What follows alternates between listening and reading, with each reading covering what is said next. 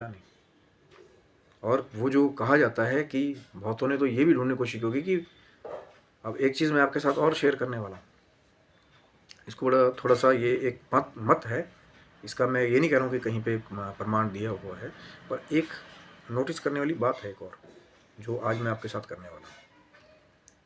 कि आप देखेंगे कि बहुत सारे लोग बोलते हैं कि उसी गुफा में जहाँ वो तीन महाशक्तियों की पिंडियाँ विराजमान हैं, वहाँ पे आप ये देखेंगे कि लोग बोलते हैं कि माँ वैष्णो अदृश्य होकर के उसी गुफा में तप कर रही हैं, लेकिन वो ऐसा कौन सा स्थान हो सकता है जहाँ पे माँ विराजमान होंगी।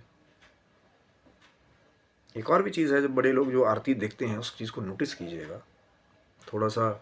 मैं ये नहीं कह रहा हूँ भैया कि मैं कोई प्रमाणित या भी किसी शास्त्रीय वेद, पर एक चीज़ नोटिस करने वाली है कि जब आप देखेंगे तीनों पिंडियाँ हैं तो दो पिंडियाँ बिल्कुल एक साथ, और एक पिंडी जो महालक्ष्मी की है उनके साथ एक गैप है। देखा है, ध्यान से देखना, वैष्णो देवी की जो आप पिक्चर्स देखेंगे। अब इस चीज़ पे भी तो ये प्रश्न उठता है ना कि क्या ये प्राकृतिक रूप से ये गैप क्यों, जब एक दो महाशक्तियाँ इकट्ठे हैं तो तीसरी महाशक्ति भी और पास में हो सकती थी, लेकिन महालक्ष्मी की साइड में ही वो गैप क्यों है। थोड़ा सा बहुत ध्यान से देखेंगे जो मैं बात बोल रहा हूँ, जो रेगुलर आरती देखते हैं, कहीं ना कहीं बहुत ध्यान से देखना कि माँ लक्ष्मी की साइड पे वो गैप क्यों है। दो पिंडियाँ एक साथ और तीसरी पिंडी फिर गैप लेकर के तीसरी पिंडी है,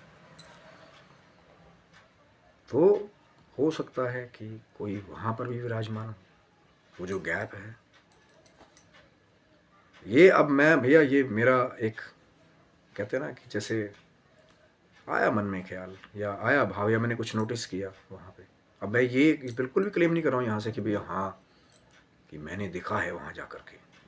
मैं तो एक चीज़ कह रहा हूँ कि भैया आप किसी जगह गए तो तीन टेबल इकट्ठे लगे थे, लेकिन दो टेबल इकट्ठे लगे हैं, बीच में गैप दिया हुआ किसी ने, और फिर जो तीसरा टेबल है वो थोड़ा गैप लेकर के लगा रखा है।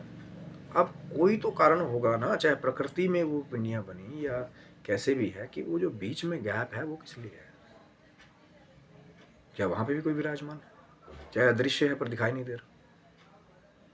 ये भैया अब मैं आपके ऊपर भी छोड़ता हूँ कुछ, पहले उसको देखना कि जो रेगुलर आरती देखते हैं कि भैया गैप है एक्चुअल में कि नहीं। ये जो भाई साहब ये जो बात बोल रहे हैं कि एक्चुअल में है कि नहीं, जाके चेक करना, तब फिर देखना कि क्या एक्चुअल में महालक्ष्मी की साइड पे गैप है।